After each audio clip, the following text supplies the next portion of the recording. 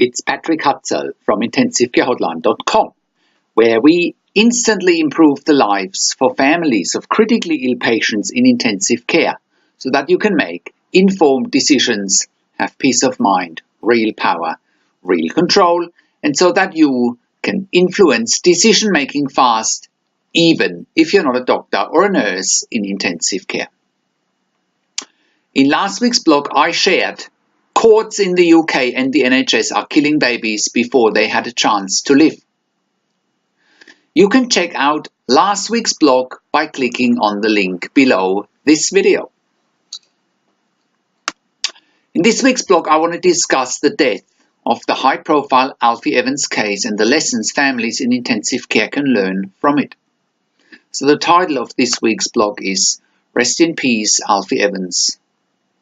What families in intensive care can learn from the Alfie Evans case.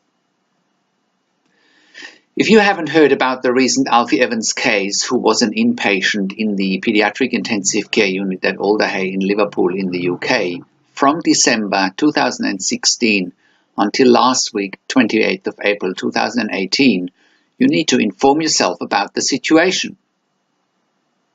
There are so many lessons in what Alfie and his tremendously brave and fearless parents, Kate, James and Thomas Evans, have been going through. I have written about Alfie Evans previously, and you can read the previous blog about Alfie from a few months ago, again, if you're clicking on the link below this video. And if you are watching this on YouTube, please click on the link below this video and it'll get you to our website where you can access all the other blogs as well. So to give you the short version of Alfie Evans' story, Alfie was born on May the 9th in 2016 in Liverpool in the United Kingdom. After about 7 months of his young life, he was admitted to the paediatric ICU at Alder Hey in Liverpool with respiratory problems. He ended up ventilated with a breathing tube and he was denied a tracheostomy, which would have been best practice. And you can check out what is best practice for ventilation and tracheostomy. Again, I'll put some links below this video that'll get you to some extra articles and videos about what's best practice when it comes to tracheostomy and mechanical ventilation. Back to Alfie Evans. Up until Monday, the 22nd of April 2018, he remained ventilated with a breathing tube and he died after 5 days of having life support removed, against the wishes of his parents and probably against the wishes of the rest of the world, given that this was such a high-profile case. Alfie and his brave and loving parents had gathered massive international and local support to stop Alder Hey from killing their child. And there are so many lessons in this that you can learn from if you have a loved one in intensive care who's basically in a life-threatening situation. But first, let's quickly look again at Alfie and why he was in the pediatric ICU. Alfie, throughout his whole stay in the pediatric ICU, remained undiagnosed with an unknown neurological condition that apparently had destroyed some of his brain. Alfie had regular seizures and he was at least partially on anti-seizure medications throughout his PICU stay at Alder Hey. The hospital claimed that Alfie remained unresponsive throughout his stay in PICU and that it was quote-unquote in the best interest for Alfie to have life support removed and that he must die. The interesting part of the story is that Tom Evans, Alfie's dad, recorded countless videos and shared them on Facebook with his supporters in the Facebook group Alfie's Army. The videos clearly show that Alfie is responding to his mum's, dad's or his uncle's voice and touch with eye-opening or grimacing. We also have evidence that Alfie's Glasgow Coma Scale was up to a score of 9 while the hospital was already trying to discuss an end-of-life plan with Alfie's parents. That means Alfie was comatose but not unresponsive, which is what the hospital claimed. The hospital and the courts claimed that Alfie was in a vegetative state and that therefore it was quote-unquote in his best interest to die. What a ridiculous claim. For those of you who had already followed the high-profile case in the media in recent weeks and recent months, you would have seen some similarities with last year's Charlie Gard case also in the UK. Again, I made a video about Charlie, wrote an article about Charlie Gard, the little baby who wasn't allowed to die at home. Back to Alfie. As Alder Hey Hospital in Liverpool was trying to put more and more pressure on Alfie's parents to agree to a withdrawal of treatment as being quote-unquote in the best interest, the situation was becoming more and more tense. The hospital and the family disagreed over Alfie's treatment, with his parents saying that the hospital applied to the High Court to remove parental rights and withdraw ventilation. After many months of fiercely battling with the courts and the hospital, the parents had quote-unquote lost all fights with the courts, and the courts, in particular Justice Anthony Hayden, was ruling in favour of the hospital that they could kill Alfie without needing the parents' permission. It is important to notice that Justice Anthony Hayden is the same person who also ruled in favour of Great Ormond Street Pediatric ICU in London to kill baby Charlie Gard last year, and he also approved the killing of baby Isaiah earlier this year. Justice Anthony Hayden by now approved the killing of 3 innocent babies whilst trying to ridicule Alfie's parents publicly. But Alder Hey Pediatric ICU as well as the UK court system and Justice Hayden underestimated Alfie's parents and the 600,000 supporters they had gathered on Facebook to fight for Alfie. They also underestimated the support Alfie and his parents were gathering from religious groups and from the Catholic Church in particular. It went as far as Alfie's dad meeting the Pope earlier last month, and the Pope was offering to fly Alfie to Rome to continue treatment in a hospital in Rome. In the meantime, another hospital in Munich, Germany, offered Alfie treatment and gave him a life-saving tracheostomy that would have prolonged his precious life. A tracheostomy would have also given Alfie the opportunity to go home with intensive care at home services. It was a fight on knife's edge, with neither side ready to give in. The situation probably peaked again when Alfie's dad claimed that he had every right to take his son home, since the courts decided that Alder Hey was allowed to kill Alfie. Alfie's parents went back to court again to get approval to take their son home, and the courts again ruled in favour of the NHS and the hospital to continue keeping Alfie hostage with the goal of killing him. In the meantime, Alfie's dad, Tom Evans, literally rallied the troops, so to speak, and he asked for peaceful protesting of Alfie's army at Alder Hey Hospital in Liverpool. Within an hour of his appeal on Facebook, hundreds of supporters of Alfie's army flocked to the hospital and started to protest peacefully to save Alfie's life. They continued to protest until Thursday, the 27th of April 2018, when Tom Evans asked for the protests to stop.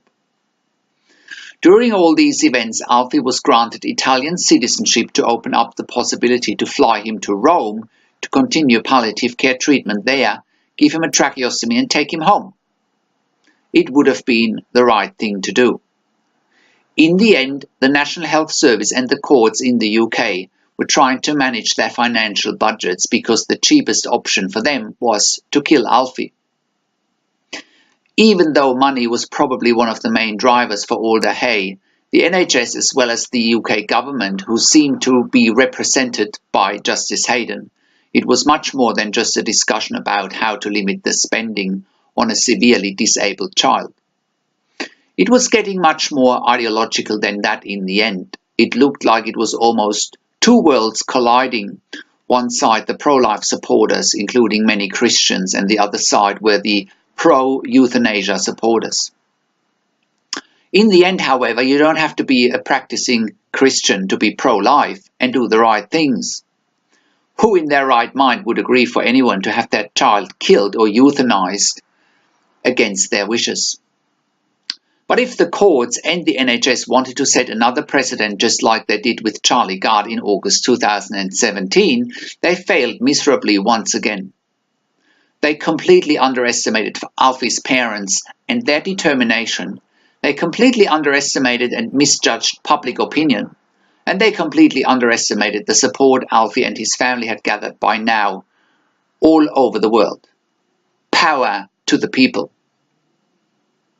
Yes, the NHS, Alder Hey and the courts may have quote-unquote succeeded by killing another innocent baby that they viewed as unworthy to live. Yes, in the end Alfie died, and at the time of this video we don't know what exactly killed him.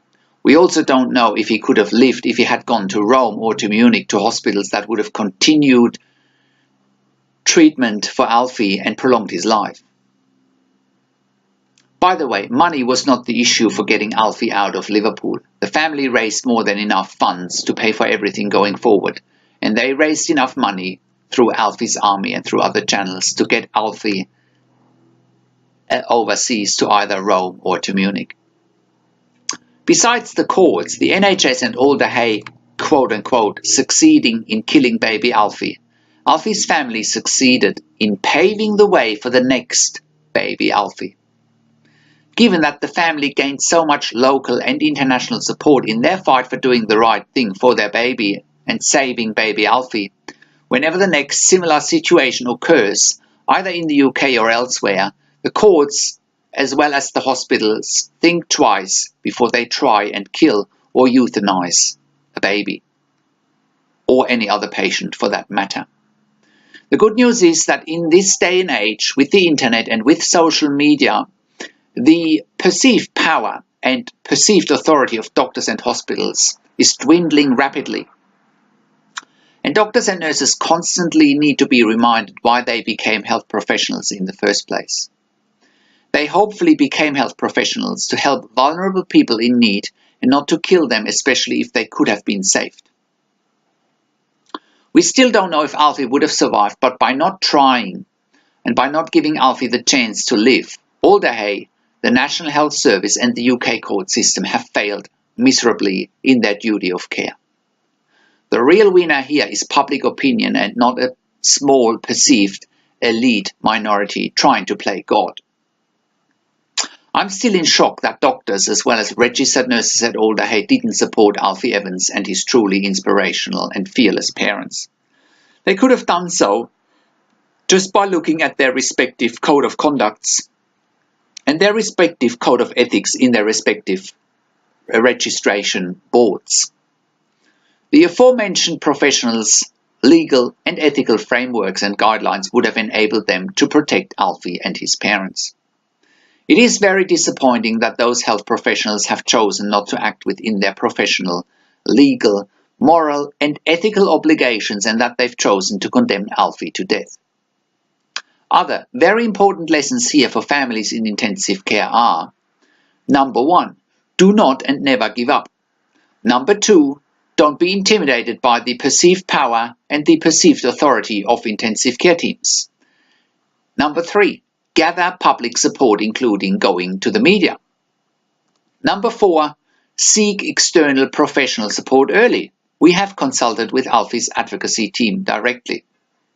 Number 5, leverage social media. Number 6, keep doing the right things.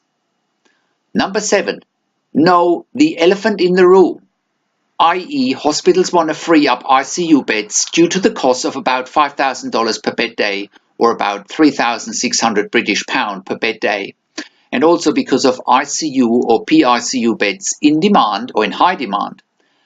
Remember, Alfie would have blocked an in-demand PICU bed for nearly 18 months. Also, you need to know about alternatives such as intensive care at home, which reduces the cost of an ICU bed by 50% and provides quality of life at home. Next, get the medical records and get them reviewed by external professionals. And next, be fearless and courageous and don't worry about what anybody else thinks. Alfie's dad, Tom, was absolutely fearless and courageous, and that's why he's paved the way for many other families in similar situations to achieve their goals by being a role model. Also, ask for alternatives like a tracheostomy early. And also you can seek support from pro-life or other religious organizations. You can raise funds and you can seek other hospitals who are prepared to take your loved one. And last but not least, do whatever it takes. So, how can you become the best advocate for your critically ill loved one? How can you make informed decisions, get peace of mind, control, power and influence quickly whilst your loved one is critically ill in intensive care? You get to that all-important feeling of making informed decisions, get peace of mind, control, power and influence when you download your free Instant Impact Report now by entering your email below. In your free Instant Impact Report, you will learn quickly how to make informed decisions, get peace of mind, real power and real control, and how you can influence decision making fast whilst your loved one is critically ill in intensive care. Your free Instant Impact Report gives you in-depth insight that you must know whilst your loved one is critically ill or is even dying in intensive care. Sign up and download your free Instant Impact Report now by entering your email below.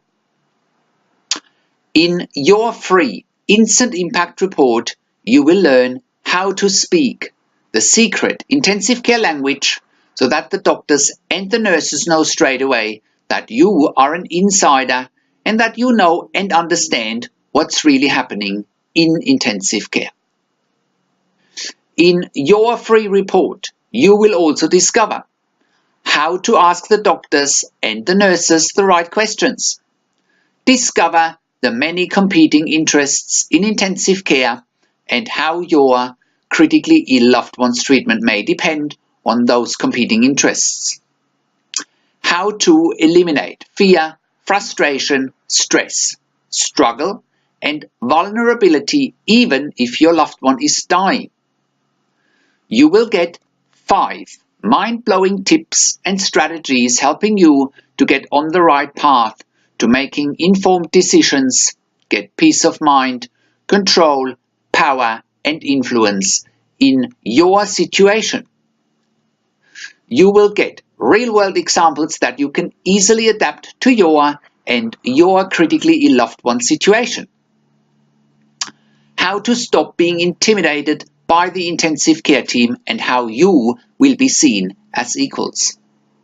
You will get crucial behind-the-scenes insight so that you know and understand what's really happening in intensive care and how you need to manage doctors and nurses in intensive care, and it's not what you think. Thank you for tuning into this week's blog, and I'll see you again next week in another update. Make sure you also have a look at our Your Questions Answered section where I answer your questions, or simply send me an email to support@intensivecarehotline.com with your questions. Or you can call me, find international phone numbers on the top of the website. Also, have a look at our ebook section where you get more ebooks and where you can also get one-on-one consulting and advocacy with me via Skype over the phone and via email by clicking on the email and phone consulting tabs on the top of the website. This is Patrick Hutzel from intensivecarehotline.com, and I'll see you again next week in another update.